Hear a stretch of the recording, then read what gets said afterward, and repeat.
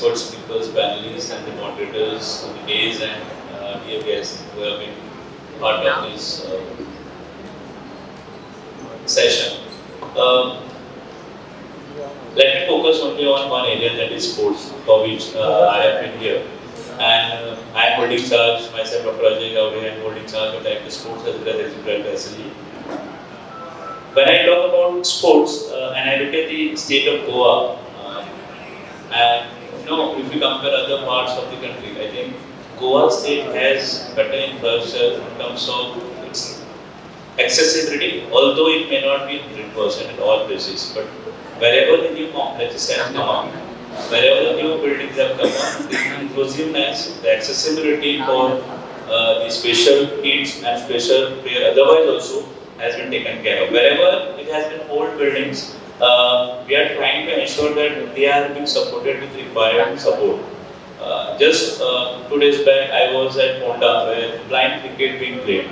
And if you see, I was talking to some of the players, they are national players, 4 zones. So they were very happy. When I asked them about what are the arrangements, how are the arrangements that have been done for you as far as the blind cricket is concerned. Except weather, that is rain, that day it was raining, so they said that's all is good. What I believe is that after this International Bubble Fest has started happening in Goa, the perspective has changed among the common man. I am telling you, this is real story. The way we looked at them, then this is among us, the perspective has really changed as far as state of Goa is concerned. Now when somebody goes, like I am getting a lot of calls as a director for a lot of arrangements. They want something for sport. I have that sensitivity now.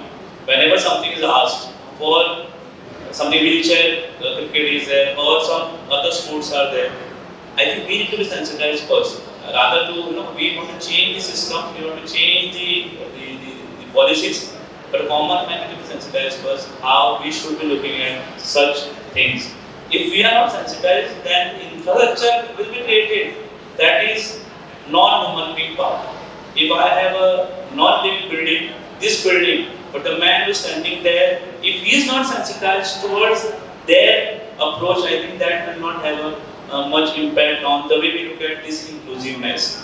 Inclusiveness is not only about having creation of structures.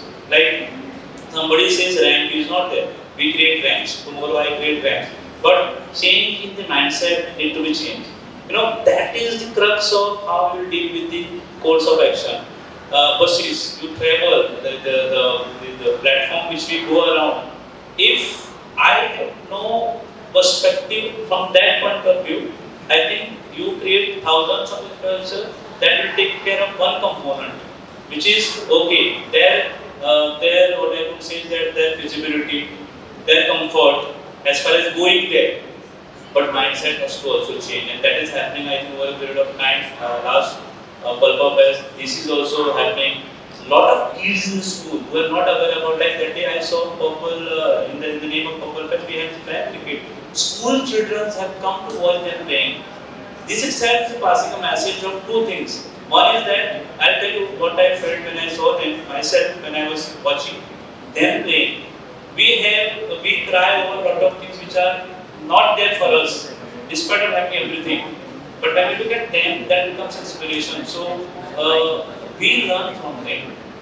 When they play, I saw 3 meters, 6 meters, different range players were having the way they play, the wheelchair cricket, lot of other things. I have a batchmate, Taha is my batchmate. We are from same civil service batch.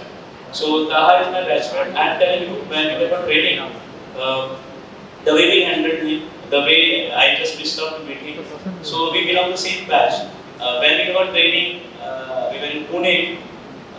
The way he used to handle, I learned from him the technology, assistive technology, the way he is good in that assistive technology. I used to ask him, the way when we should read something, PPT, presentation, everything, we should help him. But he was saying that I will do it by myself. So those things have come into me because now technology also has come, the integration has taken place.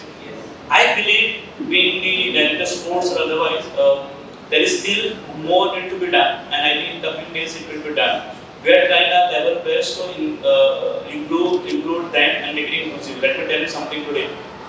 Till now, there was no special. We have directly conducts school tournaments. School tournaments in all disciplines, right? From football to almost all disciplines will have school tournament. There is no tournament that is happening for specially able children. So we are going to start that at state of Goa immediately. That means, if not from this academic year, surely from next academic year, wherever these kids they need to be also given platform to play. We have games happening in Taluka, district and state level. If not Taluka, if there is less participation, you surely have it at district level and then state level. So, going back to infrastructure and inclusiveness, if you look at the major stadiums across Goa, they are they are equipped with the lot of things. Even right now, I was talking to Honorable Minister to now also 2 days back. Some toilets need to be made in a manner that they could use it. So that work is also being undertaken. It is not done 100%, but that thought to make it inclusive or to make it available for them has been started. Overall, if I see, this is need of the hour. I was into teaching prior to joining civil services. Let me just quote that. I have been part of teaching process. If we don't change that mindset, psychological perspective, the social, there are three perspectives that I look at.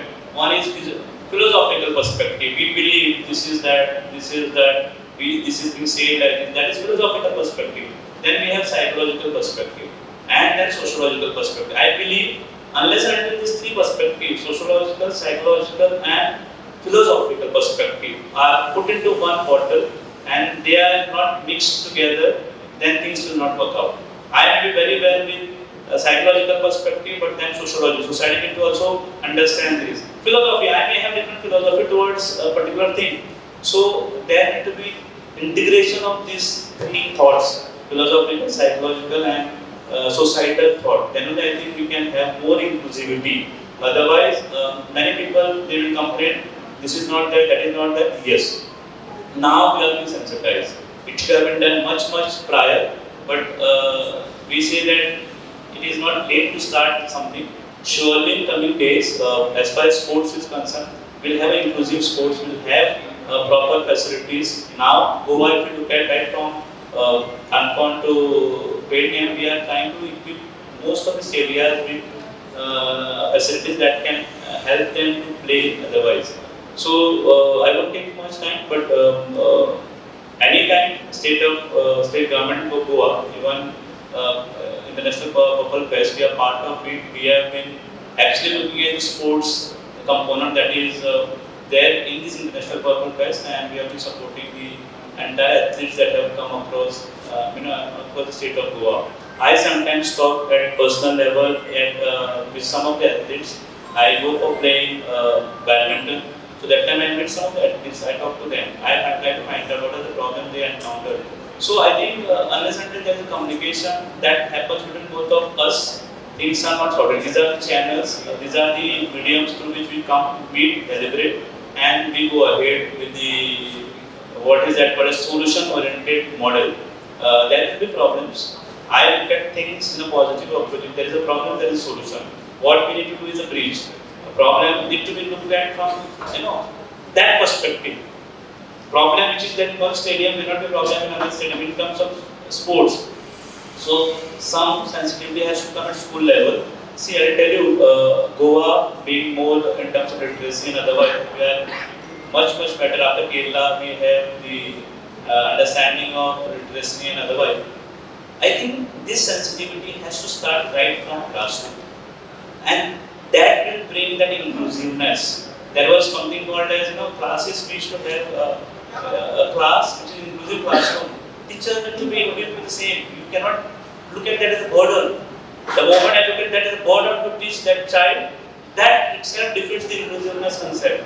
So, lot of NEP has come. So, there to integration into what is that to be done that is very inclusive. So, with this thought, I would like to stop here with my opening remarks that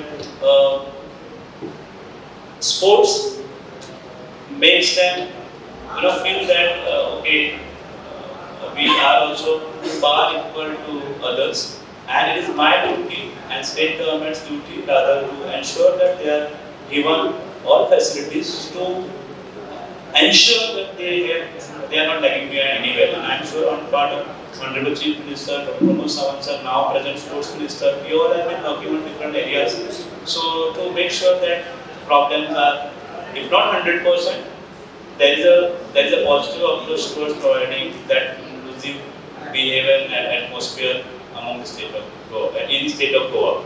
So thank you so much. And as a Director Sports, I am available in terms of state of Goa.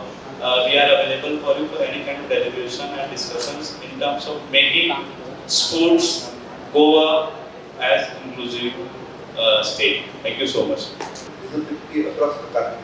From your experience, just share. Thank you so much. See, our work till now has been on economic empowerment, and what we have been able to see is that persons with disability across 21 different disability types are earning, enjoying, but then they want to have inclusive tourism, hospitality, etc. So from our people, we have collected a lot of lived experiences, and I'd like to share that. Who is this person who is traveling? Who is this person who is seeking hospitality, right? It is somebody like our Chief Operating Officer. He's low vision, and he had to go to Chile for work. He was coming to Istanbul, and he was salivating at going and looking at the entire Istanbul airport is like a museum. And he has a son, a small young son, and his wife. He absolutely wanted to buy something for her because he's away for 1 week. Thoda, guilt points there. But he is treated as an object who has to be assisted from the gate to one seat, and he's sitting there for 11 hours. Istanbul lost a lot of business that day. And I think even he had to make up with his wife. I'm sure kid is already saying, what the hell, you don't buy me anything.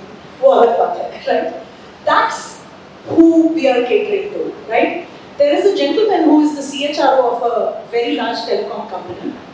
He had told his exec assistant, please find an accessible place in Gurgaon. She took 3 months. He couldn't travel till then.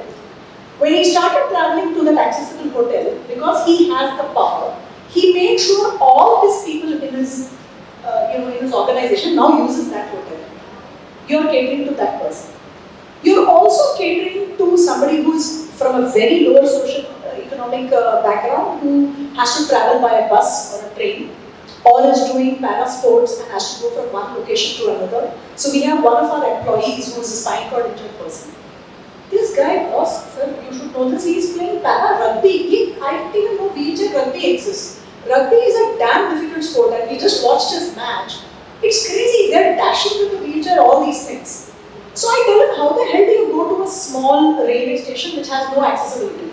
Our man has the answer. So when you're telling how do government collaborate, just take these simple best practices, just listen to the lived experience of a disabled person and work with organizations across the country, not us only, all of us together. So what he does is, he uses Google Maps and looks at where the luggage trolley goes in the station. वो जगह flat होता है. Now I am giving a simple trick to the tourism department or the railways department. Put one sign, accessible place for wheelchair. But yeah, at least let's do that much. So let's work on what people are doing really well. He was along with 10 players in the compartment when it caught fire. These also things happen. Right? So this is the kind of person we are actually trying to cater to. Let me give you another example. Across Goa now, thanks to Pratik, who will talk about it, I'm sure, I hope you will. At least in Panjim, we have made restaurants and banks accessible. So who are you catering to? Somebody who really likes good food here and there. Let me ask Avelino, what do you like to eat, boss? क्या खाते हो? Which is your favorite restaurant? Huh? Which are accessible. हो गया ना? एक नाम तो बताओ. We give them little publicity, right? What kind of shoe you like to wear, Pratik? What is your branded shoe or dress that you like? Nike. Okay. So inclusive tourism is that fellow stays in a hotel. It is accessible maybe, but then he wants to go and buy the Nike shoes in that awesome, in a nice location, right? So you're catering to a Pratik who has fancy tastes. He didn't say Gucci, I'm happy. I said Gucci batayega karke, right? So we're talking about real, living, breathing people who have have likes, who have dislikes. मेरे को ये अच्छा लगता है, मेरे को वो नहीं अच्छा लगता है. And all of these folks are not, please give some accessibility. उनका जिंदगी बन जाएगा. Boss, each one is, it's full of life, but it has to be curtailed sometimes. And that is why I love that Goa is doing this kind of sports and the kind of tourism and all the things they're doing, because you're catering to an awesome human being who's going to go there and live, their life very well. So I will just tell you some best practices since I have Goa Miles and the IT gentleman sitting here. The first thing is mobility. So we work with Namayatri, who is a ride-sharing app, and they're very driver-friendly, etc. We call something purple rides. So purple rides is where the person with disability will just say, I'm blind, physically disabled, whatever. And then when they book a ride, the driver gets a notification that this person is whatever, deaf or whatever, and gets a 1 minute video. So while they're going to the destination, they get a 1 minute video on what they need to do. Like for example, if you have a wheelchair, just pack the wheelchair and put it behind the auto rickshaw. Or for the blind person, go where they are, not where they cannot come to where you are. Simple things like this. And I think today we can show revenues, because people forget that it's for a customer. So what is the revenue currently, Reena? 7.8 crores just in about a year. We have been able to see what has got generated from persons with disability. So it's up to businesses whether they want to cater and earn revenues from paying customers. That's pretty much it. I can go on about other best practices later, but I think what I would suggest is, because Meenu is here, Shalini is there, and others are there, that I think collectively, and I'm liking that you're going to have this conference, I think we should rock, but collectivizing on all the best practices from across. There's not one person owning this. We have come up with a report, on some of the lived experiences. We are working more deeply on it. We'd love to share that. Yeah, and that would be a starting point for CII. We have created a sensory room at the Bangalore International Airport. So who is your customer? The parent with a neurodiverse child who goes there. Honestly, many days I'm sure you will want that sensory room, trust me. With the amount of noise pollution and problems we have, we all need the sensory room, right? So yeah, I think, maybe we'll talk later, but you have a lot of people to cover. So, thank you very much. Thank you, Carlos, for the question. I had a spinal cord injury in 2014, due to which wheelchair became a part of my life, and while being on the other side of the coin, living as a wheelchair user and living the experiences of a wheelchair user, I founded Ram City, where we could go and provide simple infrastructure solutions at places of public usage for persons with disabilities. And I'm going to show you a small slide regarding it, of what we actually do and how we are actually making accessibility no more idealistic, but much more realistic in the way it is today. So what we're doing is we're providing infrastructure solutions. When we talk about infrastructure, it means ramps to toilets to swings to furniture, or any other infrastructure that is required for the accessibility of person with disability. And our idea is pretty simple, that we want it to be a realistic and not idealistic in nature. This started with my own story, where I had an accident. I went out after the accident as a wheelchair user, realized the problem, looked into laws and saw everything is too much in the air, everything is too much into policy, and nothing is really being done on ground to give somebody like me the hope that tomorrow you can have a better future, or tomorrow you can live a normal life. And that is where I thought, okay, we will start Ram City to provide solutions. And during this journey of Ram City and building Ram City across India and making 600 plus places accessible, I've also become one of a very frequent traveler across India, with Ram City having operations across 10 cities, working with different entities, traveling different countries, and staying in hotels. So travel, tourism and hospitality is a very major part of my life, because just because the work that I do, the travel that I do, the places that I go to, the cities that we are trying to make accessible, so it forms a very important part of my everyday life. But whenever I've gone in cities, I found the great problem of inaccessibility in India, and I'm just going to keep it focus on travel and tourism. Just as a traveler, when you are going inside cities, we all know the problem. We all know here, transport is a problem. Going to tourist sites is a problem. Being there is a problem. Navigating around the city is a problem. And all of this is a major problem in India, and that is what India is currently facing. But then, if you look at it, what is the problem set in front of us? That the law by the government, the RPWD Act, is probably not as strongly enforced as some other laws, and hence probably players both in the public and the private sector, they get away by doing the bare minimum or not, or by doing nothing. And that is what India is currently facing, that there is no strong policy enforcement, or everything is very, it's tokenism in nature, and nothing is really being done to actually ensure that accessibility is implemented in real, or is implemented in the way that it should be done as per law. But we are not here today to be a part of the problem. We are here today to be a part of the solution. And to be a part of the solution, that is when we said we will start an infrastructure company, a company that is purely focused on doing on-ground interventions through its three pillars, and that is providing hardcore infrastructure solutions, that is ramps, toilets, swings, furniture, and whatever goes into infrastructure, through consultancy where end-to-end consultancy can be provided, and through trainings where humans can be trained to bridge the gap between a person with disabilities and the able-bodied human beings. So how do we go about it? So how is infrastructure really made accessible in India? What is the key behind it? Through my experiences, I have learned that yes, we are too much dependent on the government to carry out the changes for us. But how about we change this a little? How about we transfer a little bit of responsibility of the changes that are going to take place in accessibility from the government a little bit towards the civil society or towards the corporates, and use those funds to actually improve public accessibility. And that is what Ramai City has been doing. That means that whatever funds that are allocated towards CSR, towards companies having great branding and marketing budgets, towards companies involved in DI initiative, using those funds to actually improve accessibility in our cities, is what Ramai City is doing in mobilizing those funds to improve accessibility through cities. So through using those funds, I will go through some examples of what we have been able to do across India. So who's from Bangalore here? Anybody?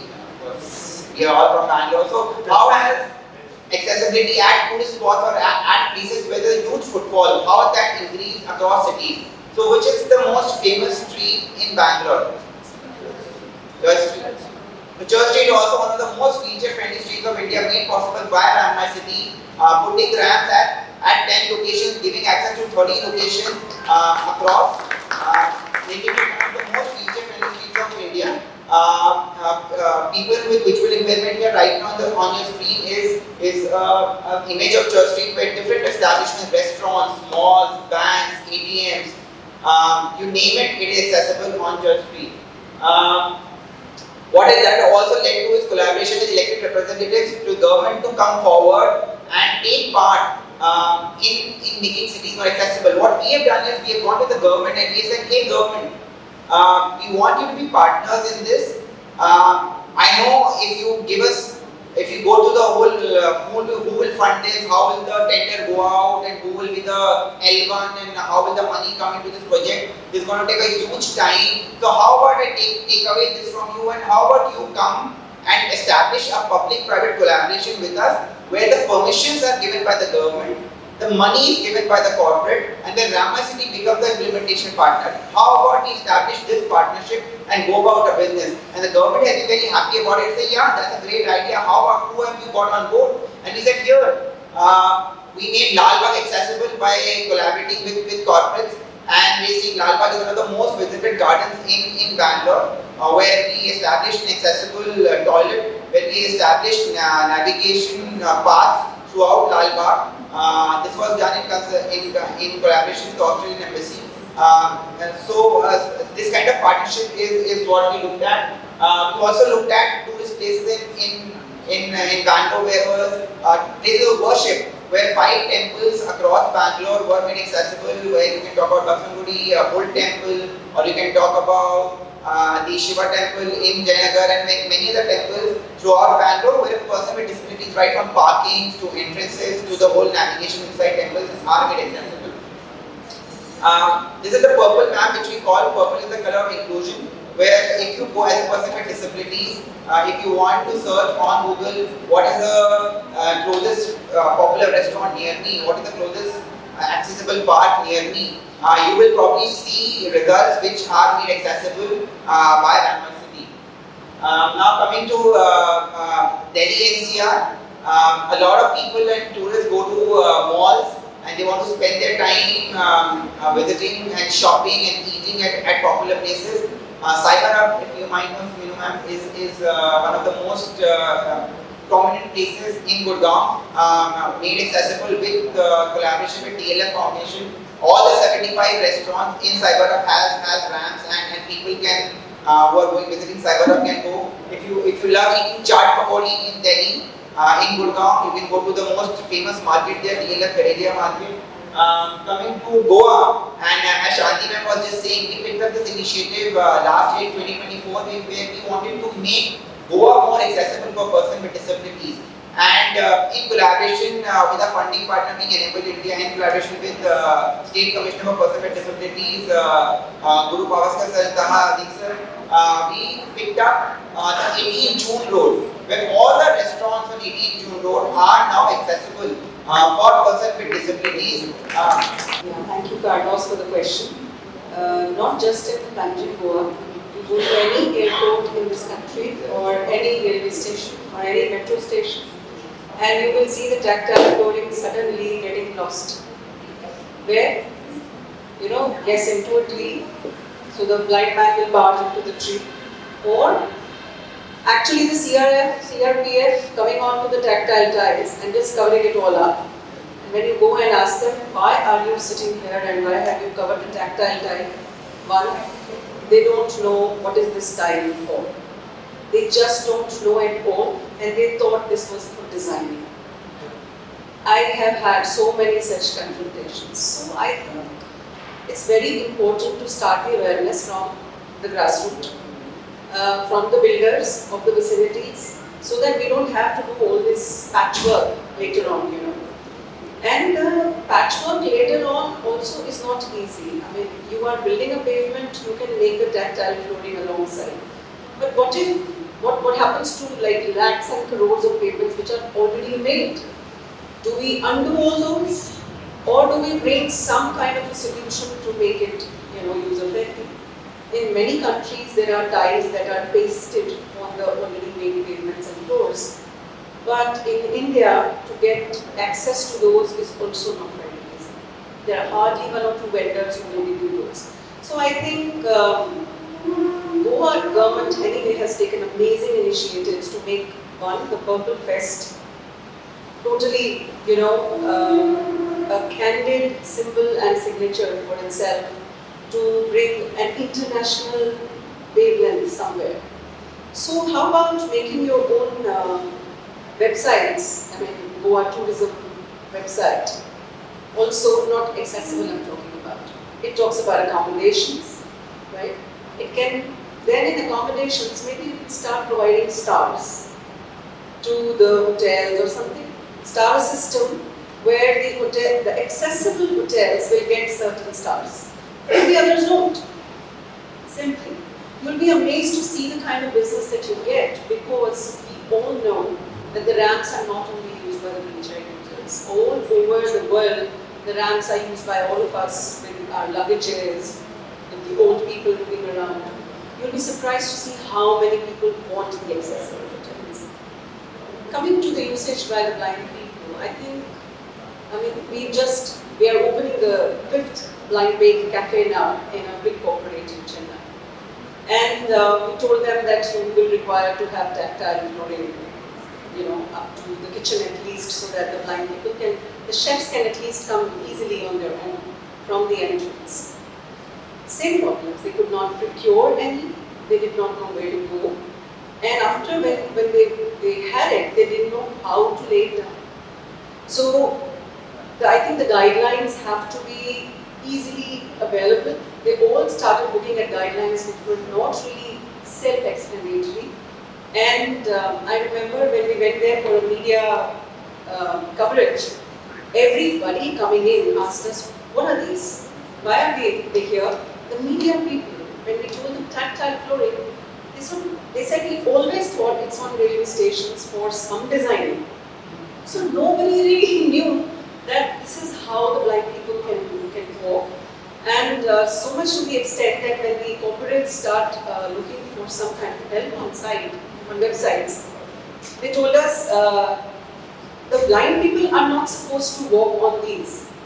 The blind people are supposed to walk aside from the tactile flooring, and the cane has to touch the tactile flooring. I mean, I kept listening, shocked totally, because they had put the whole tactile flooring along the side of a wall. How is a blind person supposed to walk there? So I think there is a huge scope of improvement. And how do you make the changes? Why don't you make a blind person just walk there and understand how does it have to happen? I mean, it's the same problem with the kitchens in everybody's homes. When you enter the flats, most women in India are 5'2" of height, but most kitchen slabs are about 4 feet or something, and no women can work on those slabs. And you instantly know that the builder, of course, is a man, and he also doesn't have a very tall wife. I can write it for you.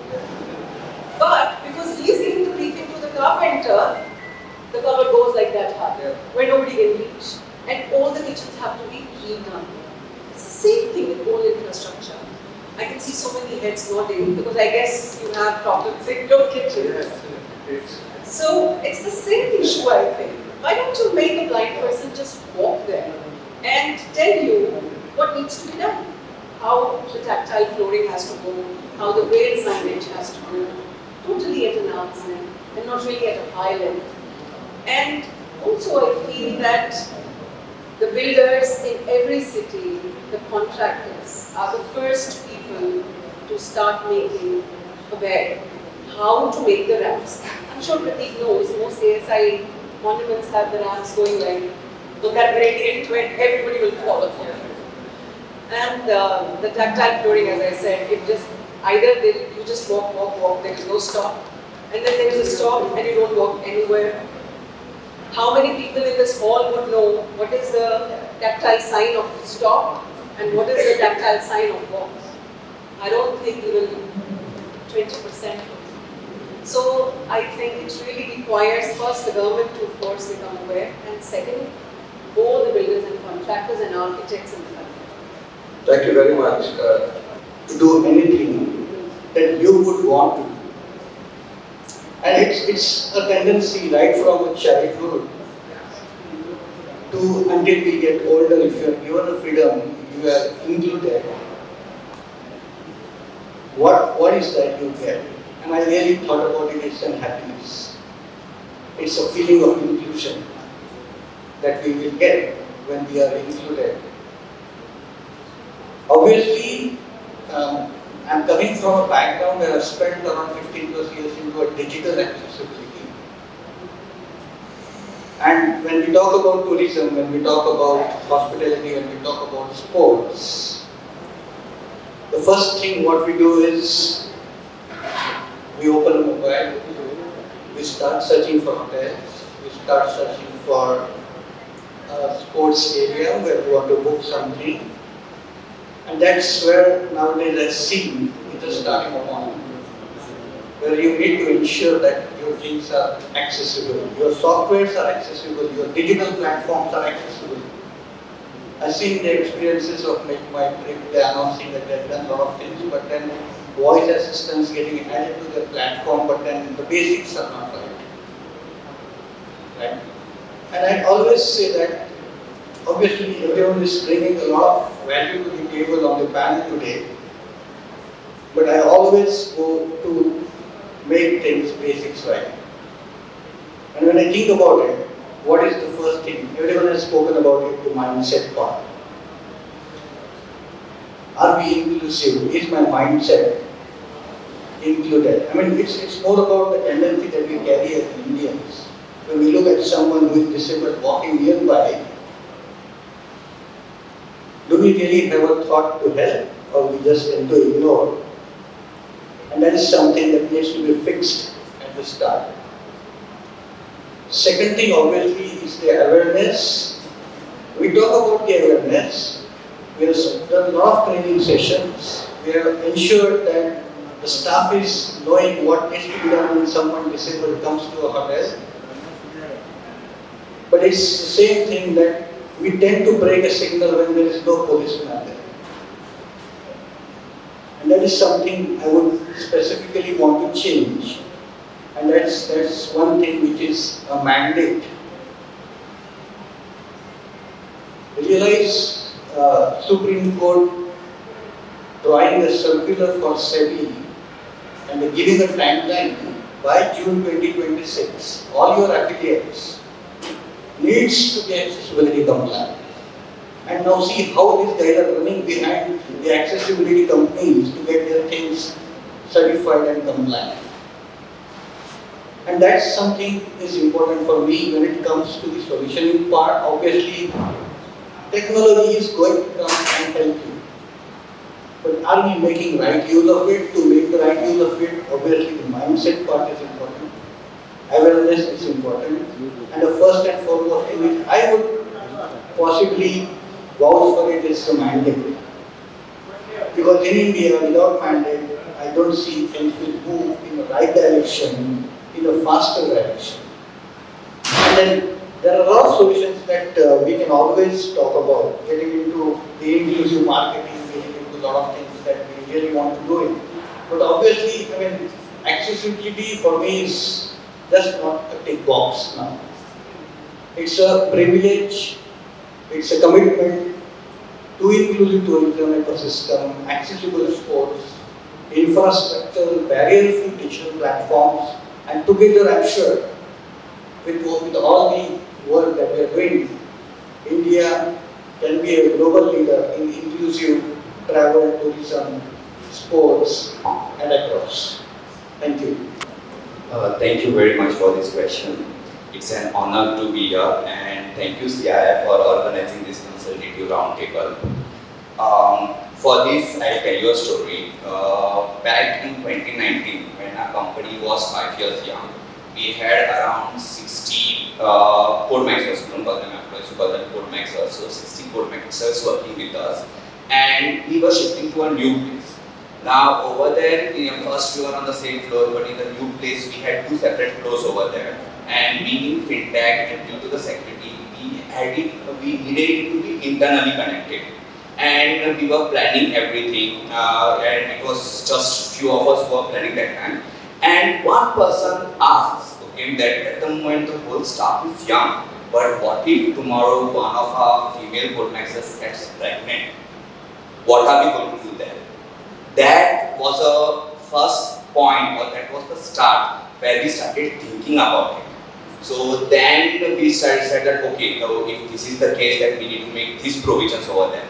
Then after that, what if we get Codemaster who is differently able? What if one of our Codemaster meets an activist? It was all a prevention or a precautionary measures we were taking, and we made the office in that way. From that point onwards till now, we are in that premise for 7 years. We had almost 5 to 6 Codemasters who underwent pregnancy. We also had one Codemaster who sadly met an accident and shattered her knee. And because of all the precautions which we had taken all the way back, none of them faced any discomfort. Everything was already there for them. So, So what I want to say over here is, as it was previously mentioned, currently inclusivity is a symbolic gesture.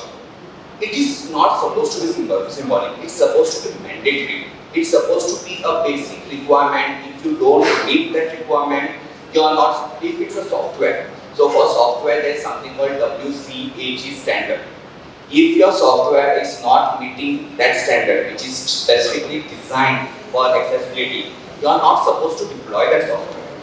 And those things cover up all the, that standard covers up all the basic things, including things like if you have a red background and on top of that you're writing something in green text, then a colorblind person might be not able to read.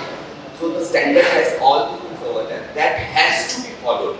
It is not optional. On top of that, having like for example in many advertisements or ads which come online, it's an image which is shown without any descriptive text behind it.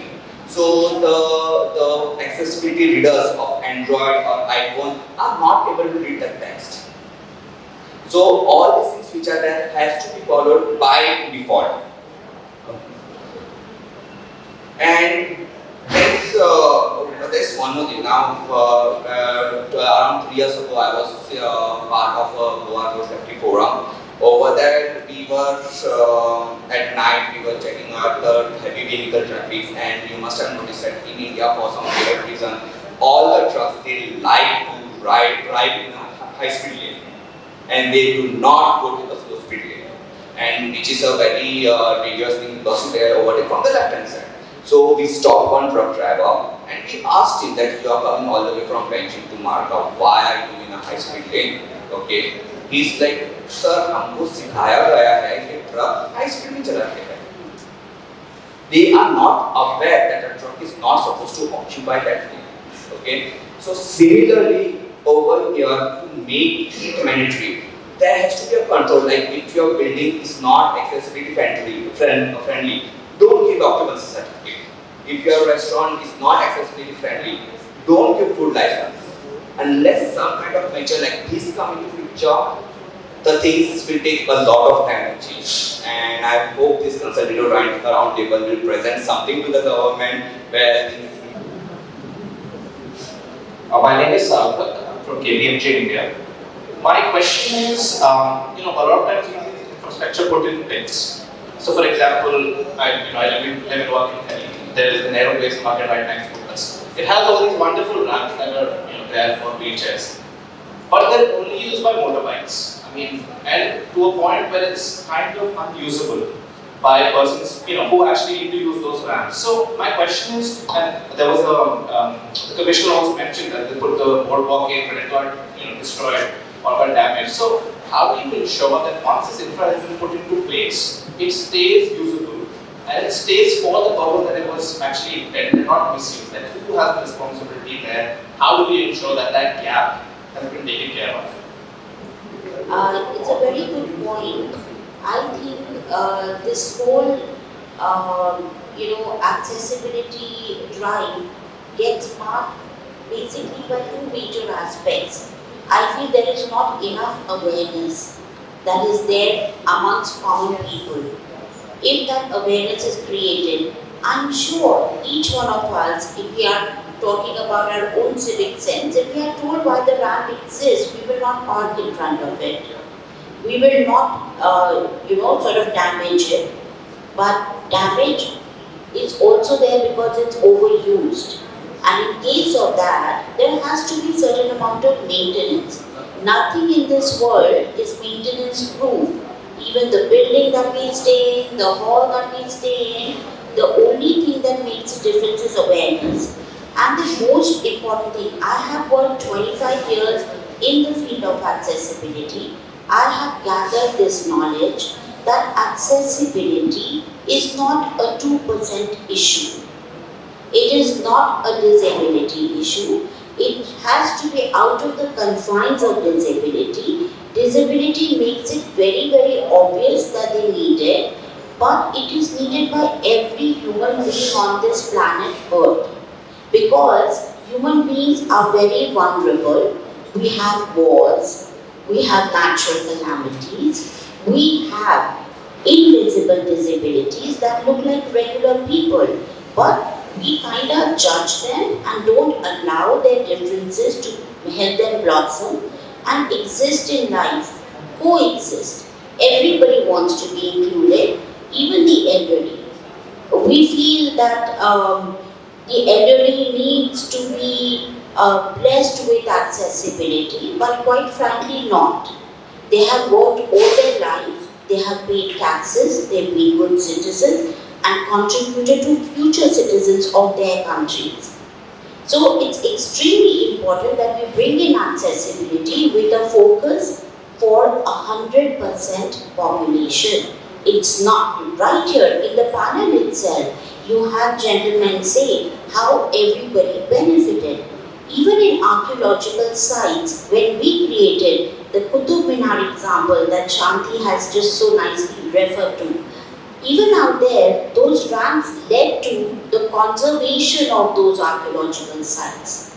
Why? Because the students entered through a ramp and exited through a ramp. They did not have chance to throw paper when the teacher was not looking. They didn't have chance to put a heart and write their girlfriend's name with the boyfriend's, So the whole thing is, when we look what accessibility actually brings on table is the economic impact. And if anything earns money, it will be given importance. The thing is, when Shanti said, who are you actually designing accessibility for? It's the regular customer. And this is what accessibility will do, is get out, because it's much bigger than individual disabilities. It actually will create an economic impact, and that is why on 6th of November we are having a national summit, first of its kind, that will showcase how sports, because 2030 and 2036 Olympics is a very near reality, how sports will affect tourism and how transport and ICT needs to enhance the whole experience. Recently, we had World Para-Athletic Games in India. 107 countries had people come in and visit in Delhi. I'm sure for them it's a dream destination to come to India. Imagine if they can't go to Taj Mahal because there was no accessible transport. Imagine there are so many religious tourisms that happen. Does it not happen to a common man? And by the way, which human being in India generally travels alone? We're a family-driven economy. We travel with our whole family. Can we say, can my children say, Mama, you can't go because you're in a wheelchair? They won't go either. So these are the missed opportunity of economic sense that gets missed out. I hope this roundtable will bring in that perspective and talk about accessibility for all and not just for the disabled. Eco resort, I suddenly realized how ignorant I am, and I'm in my own bubble. Because when we were constructing the cottages, I said, we have to have a ramp for the different tables. And now as I was visualizing, I realized the ramp goes into a sliding window, which has a height, and I'm sure no one will be able to get it. So I have to think over this, and I think we should have certain rules, people also should be aware. Because we do not think. Helping to do the orientation of the place. Hopefully you don't have any horrible touch panels.